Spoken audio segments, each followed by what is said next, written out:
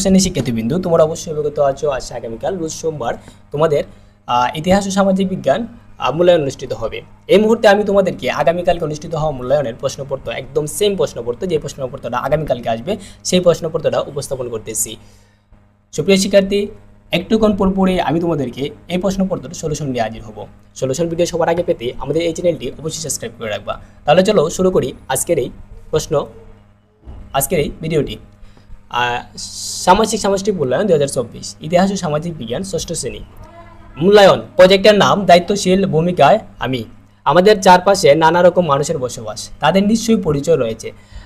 আমাদের ক্লাসের প্রত্যেকেরই আত্মীয় পরিচয় রয়েছে। এই পরিচয়ে রয়েছে সদস্য ও বৈচিত্র্য।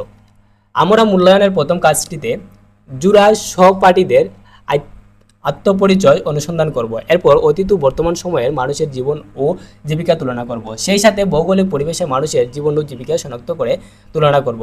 সবশেষে সমাজের নানা রকম আত্মপরিচয়ের মানুষের সাথে মিলেমিশে থাকার জন্য করণীয় বিষয়ে একটি প্রতিবেদন লিখব। এই ছিল তোমাদের মূল্যায়নের নির্দেশনা। এখন কাজ একটু বলছে, চলো সহপাঠীকে জানি। প্রশ্নমালা তৈরি। প্রশ্নমালাটা তৈরি কি বলছে দেখো। প্রশ্নমালা তৈরি তোমরা এটা তোমাদের মতো করে পড়ে নিবা। আমি তোমাদেরকে একটু পরে সলিউশন ভিডিও নিব। প্রশ্নমালা তৈরি আমি একটু পড়ে দিই। আমরা একজন সহপাঠীর পরিবার ও এলাকার বিষয়ক তথ্য সংগ্রহ করব। বৈজ্ঞানিক অনুসন্ধানের ধাপ অনুসরণ করে আমরা এই কাজটি করব। তথ্য সংগ্রহের জন্য নিম্নোক্ত দুইটা প্রেক্ষাপটে প্রশ্ন তৈরি করব। ভৌগোলিক প্রেক্ষাপট। আমরা সহপাঠীর পরিবার ও এলাকা যে ভূপ্রাকৃতিক বৈশিষ্ট্যের অবস্থিত তা বিবেচনায় আত্মপরিচয়। সামাজিক সাংস্কৃতিক প্রেক্ষাপট।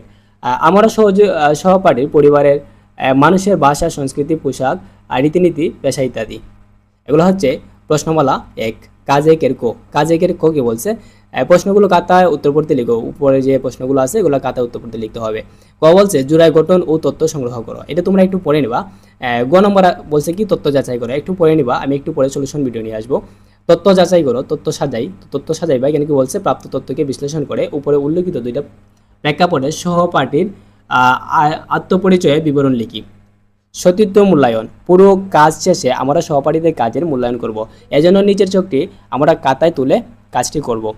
সতর্কী মূল্যায়ন রুবিক্স। এটা কি বলছে? আমার সহপাঠীর নাম, ইউনিক আইডির রোল নং। সো এগুলো তোমরা একটু দেখে নিবা, একটু পড়ে নিবা। তো আমরা দেখতেছি এর পরের পেজ কি বলছে একটু দেখো। পরের পেজ বলছে কাজ 2, অতীত ও বর্তমানের সামাজিক অবস্থা। অতীত ও বর্তমান মানুষের জীবন ও জীবিকা।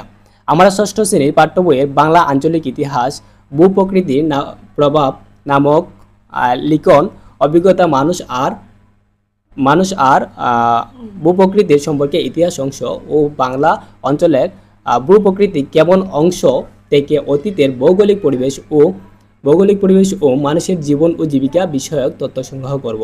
সেই সাথে আমরা ইতিমধ্যে সহপাঠীকে প্রশ্ন করে যে তথ্য পেয়েছি তার ভিত্তিতে নিচের চোখটি খাতায় লিখে পূরণ করব। লক্ষ্য করব যেন অতীত ও বর্তমান মানুষের জীবন ও জীবিকার তুলনা আমরা চোখ এঁকে ব্যাখ্যা করে লিখি। সো সুপ্রিয় শিক্ষার্থী, তোমরা বুঝতে পারতেছো। এখানে এই দুটো চোখ তোমাকে অবশ্যই পূরণ করতে হবে।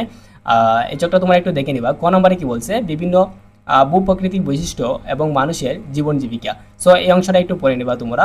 কাজ 3 কি বলছে? দায়িত্বশীল ভূমিকায় আমি ক খ গ আছে, এইগুলো একটু তোমরা দেখে নিবা। আমরা একটু পরে সলিউশন ভিডিও নিয়ে আসছি। সো সুপ্রিয় শিক্ষার্থী, এই ছিল তোমাদের প্রশ্নপত্রটা।